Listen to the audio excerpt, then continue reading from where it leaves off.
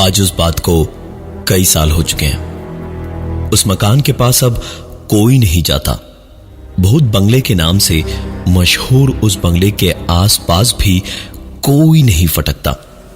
सिर्फ समंदर की वो लहरें गूंजती है वहां, और कभी रह रहकर इक्का दुक्का कोई देखने आ जाता है उस पुराने मकान को। हेमंत वो एक पैरानॉर्मल रिसर्चर था।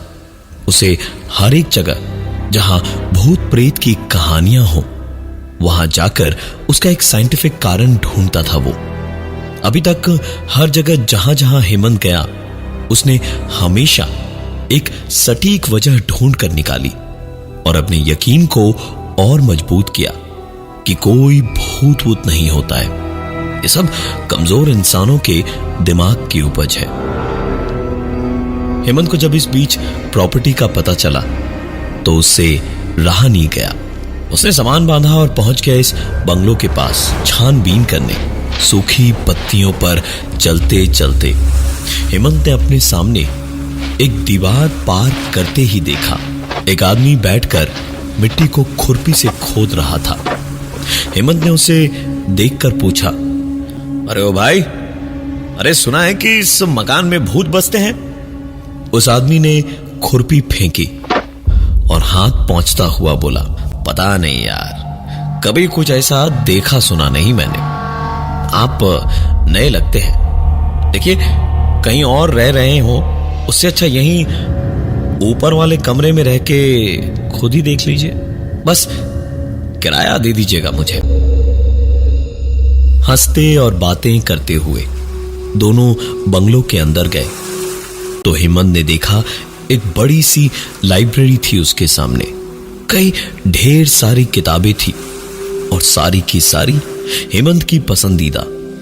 हेमंत ने एक आधी किताब देखी और पूछा कि क्या उन्हें भी पढ़ने का शौक है? तो उस आदमी ने मुस्कुरा कर कहा, ये सब मेरी लिखी हुई किताबें हैं। हेमंत को खुशी तो बहुत हुई, लेकिन फिर उसे कुछ याद आया तो उसने पूछा, लेकिन मोहन जी, मैंने तो सुना था कि आप मर चुके हैं।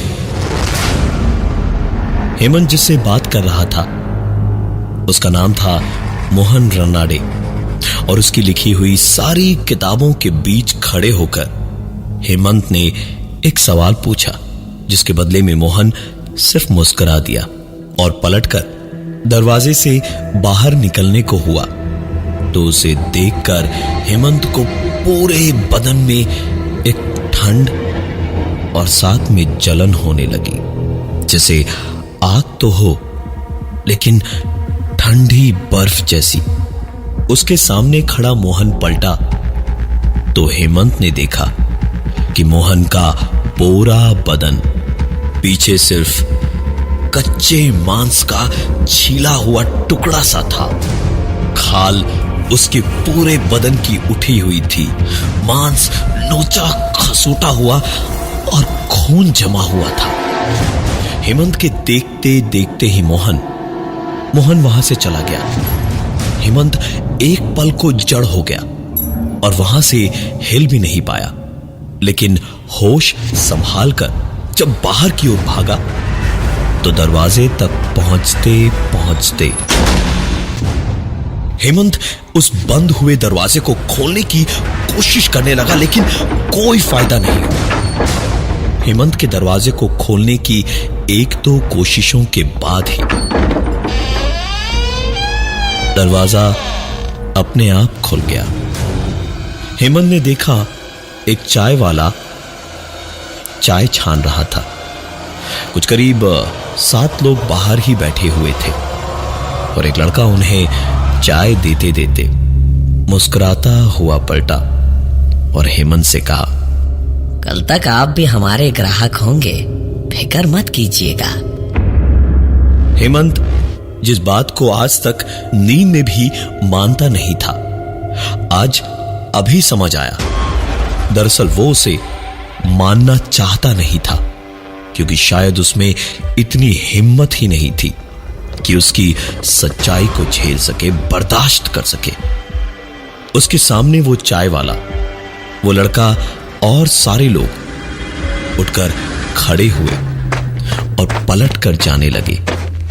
वो खड़े खड़े उन सबको जाता हुआ देख ही रहा था जब उसके मुंह पे ही दरवाजा बंद हो गया। हेमंत पलटकर घर के पीछे के दरवाजे से निकलने को दौड़ा और दरवाजे को खोलकर जैसे ही हेमंत ने कदम बाहर निकाला तो किसी ने उसकी टांग पकड़कर उसे जोर से वापस घसीटा।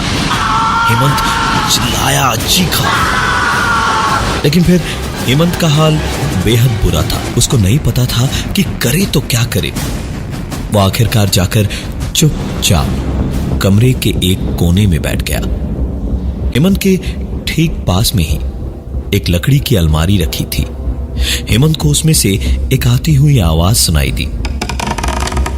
अलमारी धीमे धीमे झुकी और एक जोरदार आवाज के साथ अलमारी का दरवाजा खोला और एक किताब उसमें से बाहर गिरी। हेमंत ने इतना सब देखा और बचने की एक आखिरी कोशिश करने की सोची। वो उठकर कमरे से बाहर भागा, लेकिन हेमंत बाहर निकलता इससे पहले ही उसके सामने दरवाजा बंद हो गया। हेमंत दरवाजे को पीटता रहा, लेकिन दरवाजा नहीं खुला। हार कर आखिरकार जब हेमंत दरवाजे के पास बैठ गया तो एक आवाज ने आहिस्ते से दरवाजे के उस पार से हेमंत से कहा, पढ़ो। एक खाली कमरे में क्या पढ़ने को कह रहा था, ये सोच सोचकर हेमंत परेशान हुआ जा रहा था जब उसकी नजर कमरे में पीछे अलमारी के पास पड़ी उस किताब पर गई। हेमंत ने तुरंत दौड़कर किताब उठाई और उसे पढ़ना शुरू किया। उसमें वही आदिवासियों का आत्माओं को बुलाने का तरीका लिखा हुआ था। अलमारी का दरवाजा एक बार फिर से जोर की आवाज से खुला।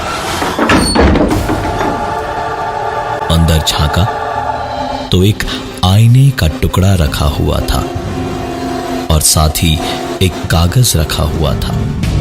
दरवाजे पर बाहर से ऐसी आवाजें आ रही थी जैसे पता नहीं कितने लोग दरवाजे को खटखटा रहे थे। दरवाजा खुला और हेमंत अपने काबू में नहीं था। जैसे उसके हाथ पांव जैसे किसी ने जकड़ रखे थे पूरी तरह से। पूरी ताकत लगा करके भी खुद को संभाल नहीं पा रहा था हेमंत। आईने का टुकड़ा ठीक हेमंत के सामने सरक कर आया और उसके हाथों में पकड़ा कागज का टुकड़ा ध्यान से देखा तो वो कुछ और नहीं, हेमंत की ही तस्वीर थी।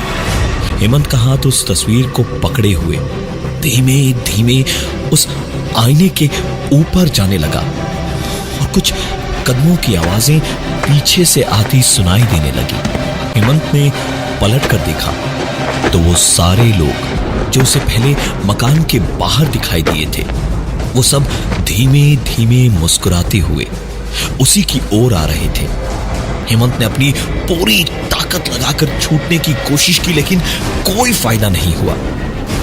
हेमंत के हाथ में पकड़ी उसकी तस्वीर आईने के ऊपर जाकर रुकी और हेमंत के चारों ओर वो सब मुस्कुराते हुए बैठे। और फिर